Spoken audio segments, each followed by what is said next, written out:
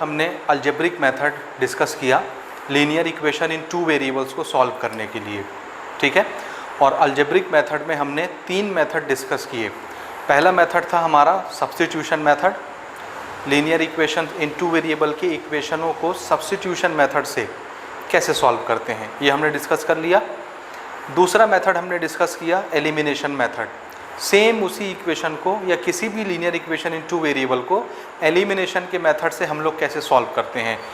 और मेथड चाहे कोई भी अप्लाई करें, x और y यानी 2 वेरिएबल की वैल्यू सेम आती है, मेथड चाहे आप कोई भी अडॉप्ट करें। तीसरा मेथड हमने आपको बताया कि आपके सिलेबस में नहीं है। छत्तीसगढ़ बोर्ड CG बोर्ड के जो मैथमेटिक्स चल रही है, जो मेरे हाथ में है आपका सिलेबस, आपका बुक, इस बुक में जो कंटेंट है, जो सिलेबस हैं, उसमें क्रॉस मल्टीप्लिकेशन मेथड, जो हमारा तीसरा मेथड हमने डिस्कस किया है, उस मेथड से कोई भी क्वेश्चन सॉल्व नहीं किए गए हैं। और मैंने आपके एग्ज़ाम में भी देखा है कि उस मेथड से कोई भी प्रॉपर क्वेश्चन नहीं आते। लेकिन अगर आप क्रॉस मल्टीप्लिकेशन के मेथड से भी किसी क्वेश्चन को सॉल्व करते हैं तो आपके मार्क्स नहीं काटे जाएंगे, ये आप याद रखिएगा। हाँ, शर्त ये है कि किसी क्वेश्चन में मेंशन नहीं होना चाहिए कि आपको सब्स्टिट्यूशन मेथड से बनाना है या एलिमिनेशन मेथड से बनाना है। अगर एग्ज़ाम में क्वेश्चन आ गया और क्वेश्चन में मेंशन है, क्वेश्चन में लिखा हुआ है कि आपको इस क्वेश्चन को एलिमिनेशन मेथड से ही बनाना है, तो आप फिर उसको एलिमिनेशन से ही बनाएंगे, कोई दूसरा मेथड आप यूज़ नहीं कर सकते।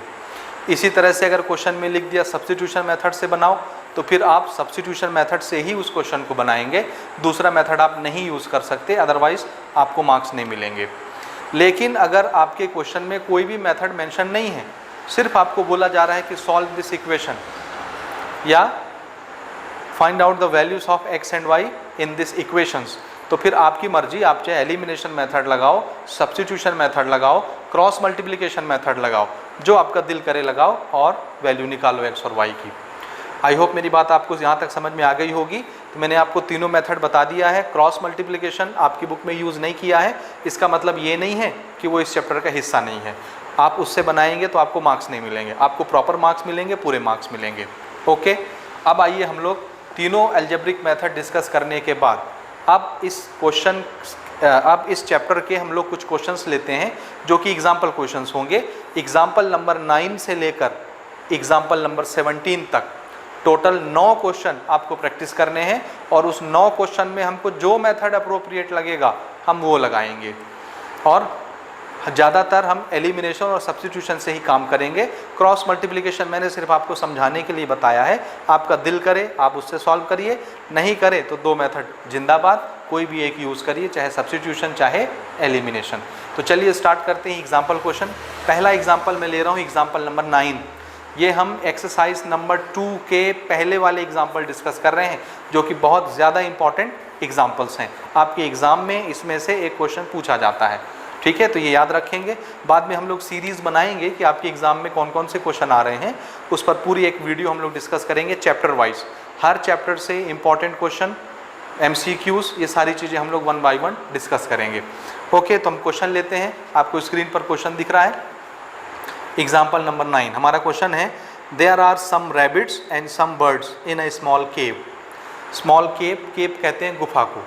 एक गुफा में कुछ रैबिट्स हैं यानी खरगोश हैं और कुछ बर्ड्स हैं, कुछ चिड़ियाँ हैं। एक गुफा है, उस गुफा के अंदर रैबिट्स भी हैं, खरगोश भी हैं और चिड़ियाँ भी हैं, दोनों साथ में ना, ध्यान से समझिएगा। एक गुफा के अंदर कुछ खरगोश हैं और कुछ बर्ड्स हैं। अब कितने हैं ये गिनती हमको नहीं मालूम, कुछ हैं, ठीक।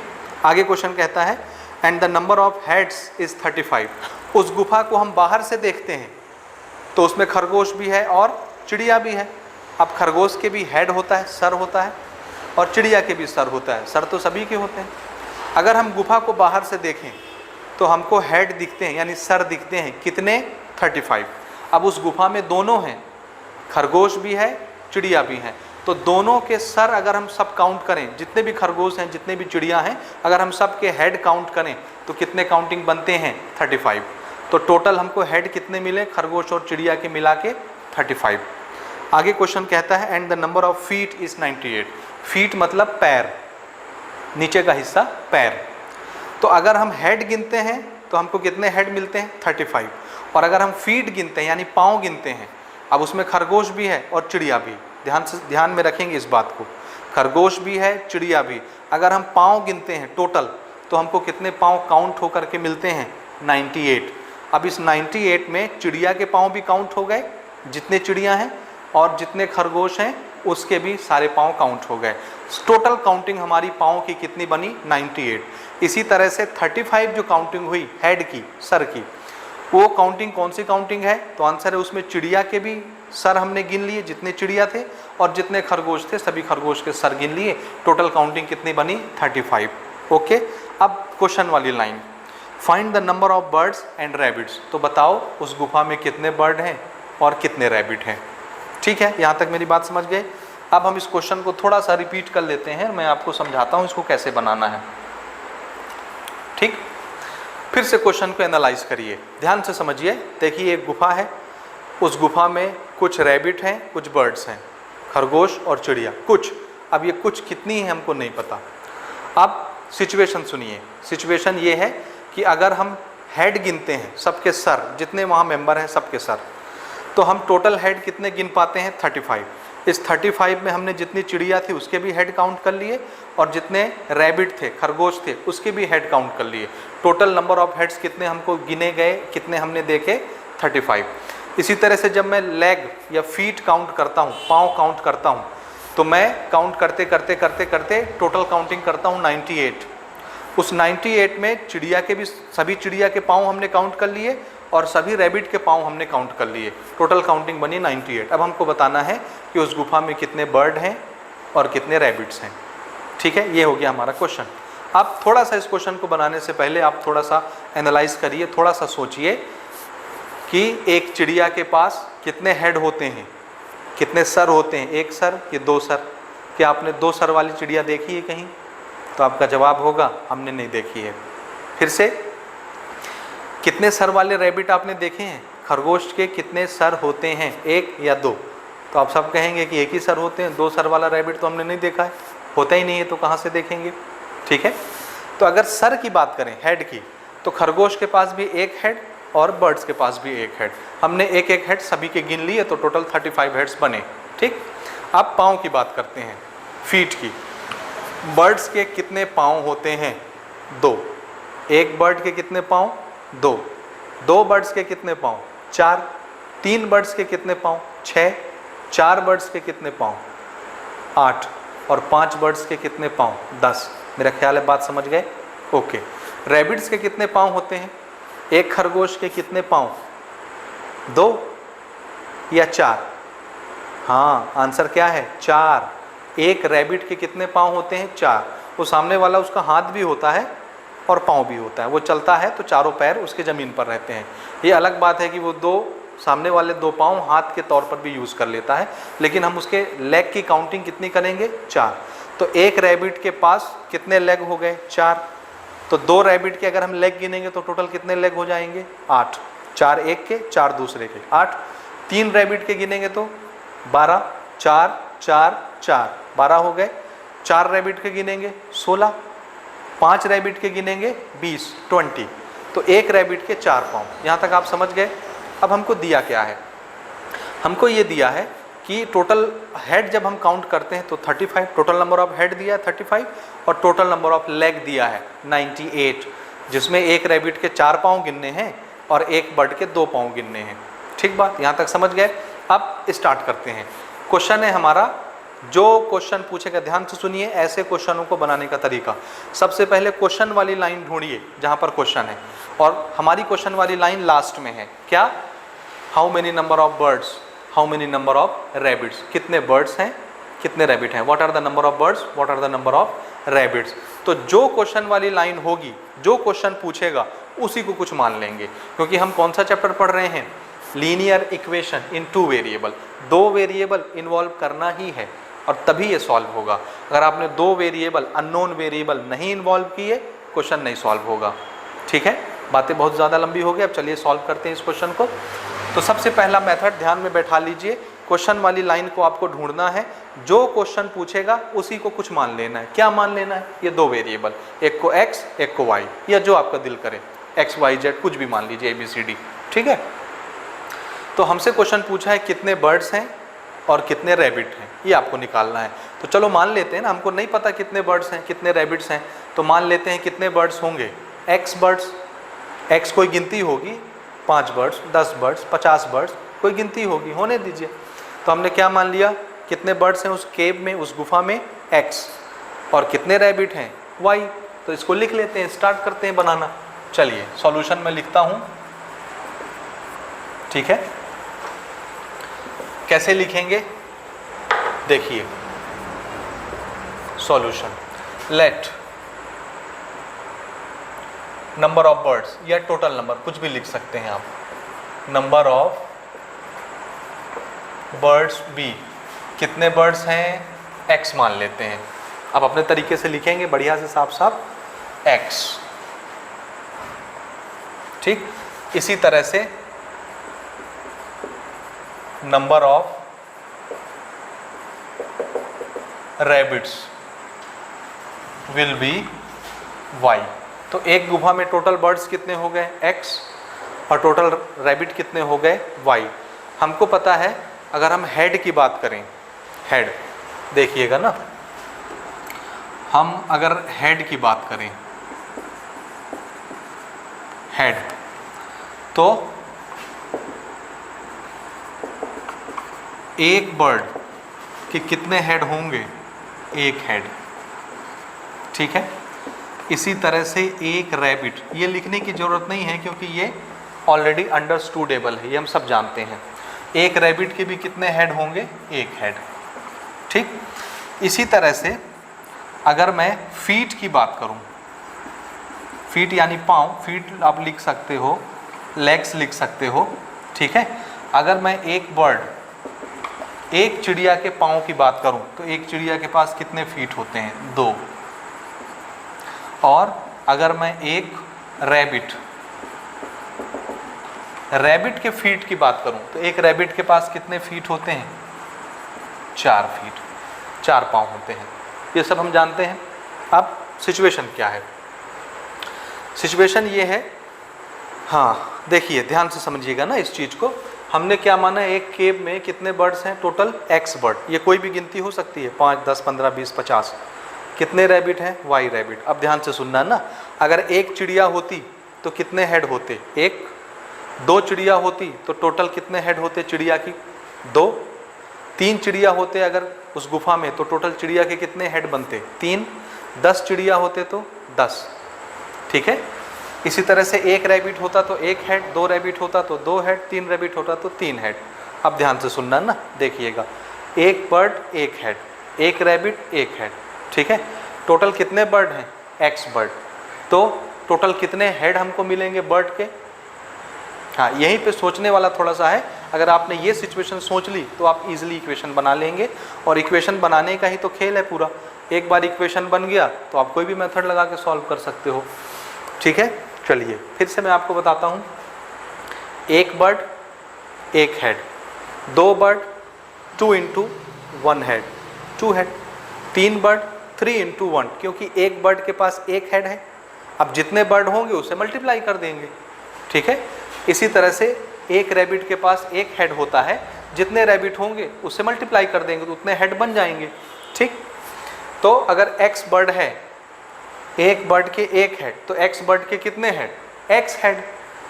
एक रैबिट के एक हेड, सॉरी हाँ ठीक, एक रैबिट के एक हेड, तो वाई रैबिट के कितने हेड, वाई ठो रैबिट हैं, तो वाई रैबिट के कितने हेड, वाई हेड। तो हेड की सिचुएशन समझ में आ गई। टोटल नंबर ऑफ हेड कितने हो गए, जितने बर्ड जितने रैबिट उनके हेड मिला दीजिए, टोटल हमने कितना गिना था, 35। तो एक्स हेड हो गए, क्योंकि एक्स बर्ड है तो एक्स हेड होंगे बर्ड्स के, और वाई रैबिट हैं तो वाई हेड होंगे रैबिट के। तो दोनों को मिला देंगे, एक्स हेड और वाई हेड, तो कितना हेड काउंट किया था हमने, 35, ठीक है। ये एक सिचुएशन बन जाएगी, ठीक। मैं सिचुएशन बनाता हूँ, बाद में हम इसको सॉल्व करेंगे, ठीक है। देखिए अकॉर्डिंग टू द क्वेश्चन, ठीक, नंबर ऑफ हेड की बात करते हैं ना, अकॉर्डिंग टू द क्वेश्चन। हाँ, एक चिड़िया के एक हेड, 2 चिड़िया के 2 हेड, एक्स चिड़िया के एक्स हेड, एक्स हेड। एक रैबिट के एक हेड, दो रैबिट के दो हेड और वाई रैबिट के वाई हेड। और हमने दोनों हेड काउंट किया, टोटल हेड काउंट किया दोनों का मिला के, तो हमने कितने हेड काउंट कर लिए? 35 हेड। ये हमारा क्वेश्चन बोलता है कि हमने टोटल हेड कितने गिने चिड़िया के और रैबिट के मिला के? 35। ये रहा चिड़िया के नंबर ऑफ हेड और ये रहा रैबिट के नंबर ऑफ हेड। टोटल हमने गिना, टोटल मिला के कितना हुआ? 35 हेड। ये एक इक्वेशन बन गया, पहला इक्वेशन। दूसरा इक्वेशन, क्योंकि हमारे पास दो अननोन क्वांटिटी है तो सॉल्व करने के लिए दो इक्वेशन चाहिए। अब दूसरा इक्वेशन देखिए कहाँ से बनेगा। ये हमने कहाँ से बनाया? ये हमने बनाया टोटल हेड से, टोटल हेड्स वहाँ से बनाया। अब हम किससे बनाएंगे? टोटल फीड से।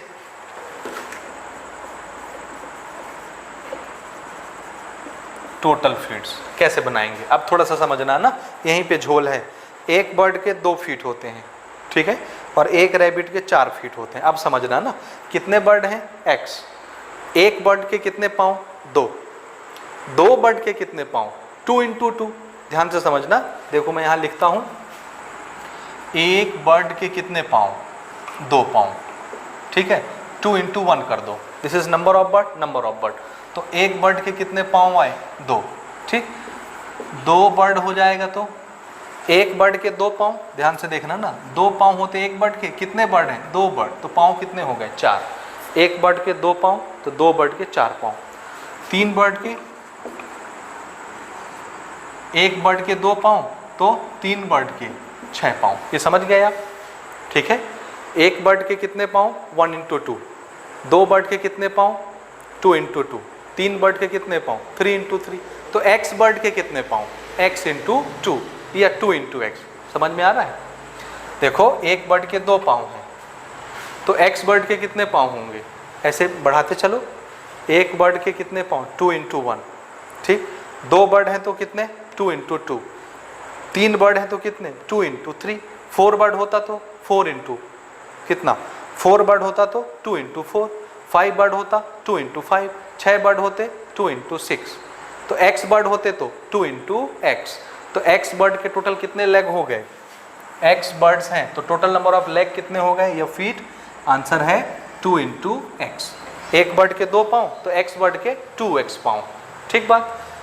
अब रैबिट का इसी तरह आप चला सकते हैं।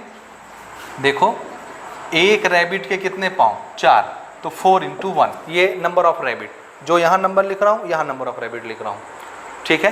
तो ये कितना बना? 4। अगर 2 रैबिट हो जाएं तो एक रैबिट के 4 पाँव तो 2 रैबिट के 8 पाँव। 3 रैबिट हो जाएं तो एक रैबिट के 4 पाँव, 3 रैबिट के 12 पाँव, ठीक है। इसी तरह से देखो बढ़ते बढ़ते बढ़ते, अगर वाई रैबिट, यहाँ वाई मैंने माना था वाई रैबिट, तो वाई रैबिट के कितने? देखो एक रैबिट के 4 पाँव और वाई रैबिट कितने हो गए? 4 वाई। ये बन गया। वाई रैबिट है तो टोटल नंबर ऑफ लेग कितने होंगे? 4 वाई। और हमने टोटल कितना गिना? दोनों के लेग अगर हम जोड़ दें तो टोटल कितनी काउंटिंग बन रही थी? 98। ये बन गया इक्वेशन नंबर 2, ठीक है। यहाँ तक समझ गए? This is equation number 1, this is equation number 2। बस यहीं तक बनाना था। अब इक्वेशन बन गया, कोई भी मेथड लगाओ, सॉल्व कर लो। अब मैं इसको ऊपर से मिटाता हूँ और इसको सॉल्व करके दिखाता हूँ। तो यहाँ तक आप वीडियो को पॉज करिए और स्क्रीनशॉट लीजिए, अपनी कॉपी में नोट करिए। अब हम इसके आगे चलते हैं, ठीक। तो मैं बोर्ड को रब कर रहा हूँ और आगे बढ़ते हैं। ये नोट करेंगे सब। ये 2 इक्वेशन हमने बनाया, ठीक है। अब इसके बाद इसको सॉल्व कैसे करेंगे? तो हमको जो मेथड अप्रोप्रिएट लगेगा वो मेथड लगा के हम लोग इसको सॉल्व कर लेंगे। देखना ना, इसको हम और छोटा कर सकते हैं। ये जो दूसरा इक्वेशन है, ये मेरा इक्वेशन नंबर 1 बना। दूसरा इक्वेशन जो बना इसको मैं और छोटा कर सकता हूँ। क्यों?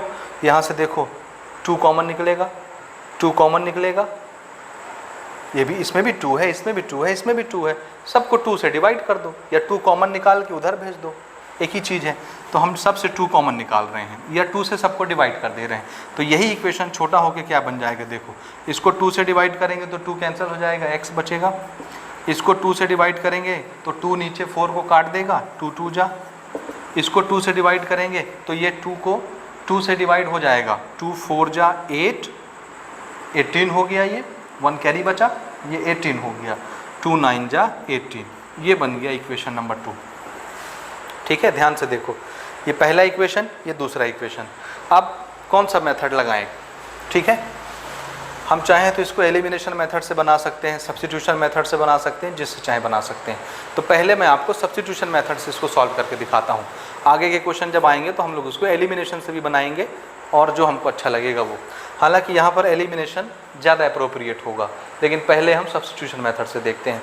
सब्स्टिट्यूशन मेथड का तरीका ये है, किसी एक इक्वेशन से एक वेरिएबल की वैल्यू निकाल लो, एक इक्वेशन से किसी भी x और y की वैल्यू निकाल लो। कैसे निकालेंगे? x की निकालना है तो x को एक तरफ रखो, बाकी सबको इक्वल के उस पार ले जाओ। y की निकालना है तो y को एक तरफ रखो और बाकी सबको उठा के इक्वल के उस पार ले जाओ। तो ये x या y की वैल्यू हो गई। किसी एक इक्वेशन से x या y की वैल्यू निकालो, जिससे निकाले हो उसको छोड़ दो, और x और y की वैल्यू जो निकला उसको दूसरे इक्वेशन में रख दो। x की निकाले हो तो x की जगह रख दो उसकी वैल्यू, y की निकाले हो यहाँ तो y की जगह रख दो। ध्यान में रखना इस बात को, किसी एक इक्वेशन से x या y की वैल्यू निकालनी है और दूसरे इक्वेशन में x या y की जगह पुट कर देनी है। x की वैल्यू निकाले हो तो x की जगह पुट कर दो, y की वैल्यू निकाले हो तो y की जगह पुट कर दो, सॉल्व कर दो, आ जाएगा आंसर। तो हम क्या करते हैं, इक्वेशन नंबर 1 से x की वैल्यू निकाल लेते हैं। देखना, from equation 1 this is x plus Y is equal to 35। मैं चाहता हूँ मैं x की वैल्यू निकाल लूँ, तो मैं y को उधर भेज देता हूँ। x is equal to 35 minus Y, ये y इधर प्लस में है, उधर जाएगा माइनस हो जाएगा। इसका नाम मैं रख देता हूँ इक्वेशन नंबर 3, क्योंकि आगे हमको ये ज़रूरत पड़ने वाला है। ठीक है, तो ये मैंने इक्वेशन 1 से ये निकाल लिया, इक्वेशन 1 से निकाला, तो 1 से निकाला हूँ तो रखूँगा कहाँ, 2 में रखूँगा। तो इसको उठा के x की वैल्यू 2 में रख देते हैं। इसको हम लिखेंगे सब्स्टिट्यूट। ठीक है, सब्स्टिट्यूट, तभी इसका इस मेथड का नाम क्या है, सब्स्टिट्यूशन मेथड। ठीक है, substitute value of x from equation number 3 in equation number 2। 3 से x की वैल्यू उठाओ और 2 में रख दो जहाँ x है। तो देखो ना, मैं पहले इस इक्वेशन को लिखता हूँ, x plus 2y is equal to 49। अब x की वैल्यू क्या है, 35 माइनस वाई, जहाँ x है वहाँ रख देता हूँ।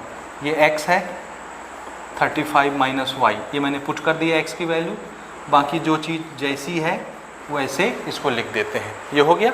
अब इसको हम सॉल्व कर लेते हैं। हालांकि यहाँ प्लस साइन है, ब्रैकेट की ज़रूरत नहीं है, मैं यहाँ पर इसको नोट करता हूँ ना, 35 minus Y plus 2y is equal to 49। ठीक है, यहाँ तक हो गया, समझ आए बात। अब देखिए, this is y, this is y। अब ये सिंगल वेरिएबल का इक्वेशन बन गया, एक वेरिएबल, और एक वेरिएबल की इक्वेशन को सॉल्व करना है बहुत आसान है। एक ही इक्वेशन चाहिए, एक वेरिएबल है, एक अननोन वेरिएबल है, तो एक ही इक्वेशन चाहिए सॉल्व करने के लिए। दो वेरिएबल होता तो दो इक्वेशन चाहिए होता। अब ये एक वेरिएबल है, डायरेक्ट आंसर आ जाएगा y का। देखिए, इस नंबर को मैं उधर भेज देता हूँ नंबर के पास, तो बचेगा ये, इसको देखिए ना, this is plus 2y, this is minus Y, y solve हो जाएगा, प्लस माइनस माइनस, तो बड़े वाले से छोटे वाले को घटा दो, 2y में एक y चला गया, कितना बचा, एक y को हम लिखेंगे y इज इक्वल टू 49। इस 35 को मैं उधर भेज रहा हूँ क्योंकि ये नंबर है, नंबर के पास चला जाए। इस तरफ ये प्लस में है, उधर जाएगा माइनस में आ गया। ठीक, so this is y is equal to 49 में 35 हम घटा देते हैं, तो कितना बचेगा भाई, 9 और 4 13। ठीक है, 9 में से 5 गया 4, 14 बचेगा, 4 में से 3 गया 1। ठीक, तो ये आ गया y की वैल्यू 14। एक वेरिएबल का आंसर तो आ गया y क्या था, नंबर ऑफ रैबिट। तो उस केव में, गुफा में कितने रैबिट हैं, 14 रैबिट। अब ये y आया, अब बर्ड्स निकालते हैं x। तो x निकालने के लिए इस y की वैल्यू को उठा के, चाहे तुम इक्वेशन 1 में रख दो y की जगह, x आ जाएगा, चाहे इक्वेशन 2 में रख दो y की जगह, x आ जाएगा, चाहे इक्वेशन नंबर 3 में रख दो y की जगह, x आ जाएगा। कहाँ रखना पसंद करोगे, वहाँ रखना जो इक्वेशन सबसे इजी दिखता हो। ये इजी दिख रहा है, या ये इजी दिख रहा है सेकंड वाला, या ये इजी दिख रहा है थर्ड वाला, इसीलिए मैंने इसको इक्वेशन मार्क किया था और डब्बे में बंद किया था। ये सबसे छोटा है, सबसे ईजी। क्यों? देखो डायरेक्ट y माइनस करना है, y की वैल्यू रख दो, माइनस कर दो, x आ जाएगा। तो मैं इसको उठा के थर्ड में रखता हूँ। ठीक, putting value of y in equation number 3, x is equal to 35 minus Y, यही है थर्ड इक्वेशन। आप चाहो तो इसको लिखने की जरूरत नहीं है, डायरेक्ट y की वैल्यू पुट कर देते। मैं आपको समझाने के लिए लिख रहा हूँ। y की वैल्यू है 14, तो 35 में 14 हम घटाएंगे, 5 में 4 जाएगा 1, 3 में 1 जाएगा 2, this is x। And what is x? Number of birds. तो बर्ड्स कितने हैं गुफा में? 21। और रैबिट कितने हैं? हाँ, देयरफॉर नंबर ऑफ बर्ड्स कितने? 21 एंड नंबर ऑफ रैबिट्स कितने थे? 14। ये हमारा आंसर हो गया। ठीक बात। क्वेश्चन का सॉल्यूशन थोड़ा सा बड़ा हो गया, लेकिन मेथड आपको समझाना है। स्टार्टिंग के क्वेश्चन में आप इसको डीपली समझ लीजिए कि क्वेश्चन को सोचना कैसे है, एनालाइज कैसे करना है, लिखना कैसे है, बनाना कैसे है, एक्स वाई कैसे मानना है, ठीक है, कौन सा मेथड लगना है। शुरू में ये सारी चीज़ें आप एनालाइज कर लीजिए, बाद में जैसे जैसे हम लोग एक्सरसाइज में आगे बढ़ेंगे बहुत फास्ट आप इस क्वेश्चन को बना लिया करेंगे। ठीक है, तो इसको नोट करें। अगले क्वेश्चन की तरफ चलते हैं। क्वेश्चन नंबर 10 लेते हैं ना, एग्जाम्पल नंबर 10, ये नोट करें।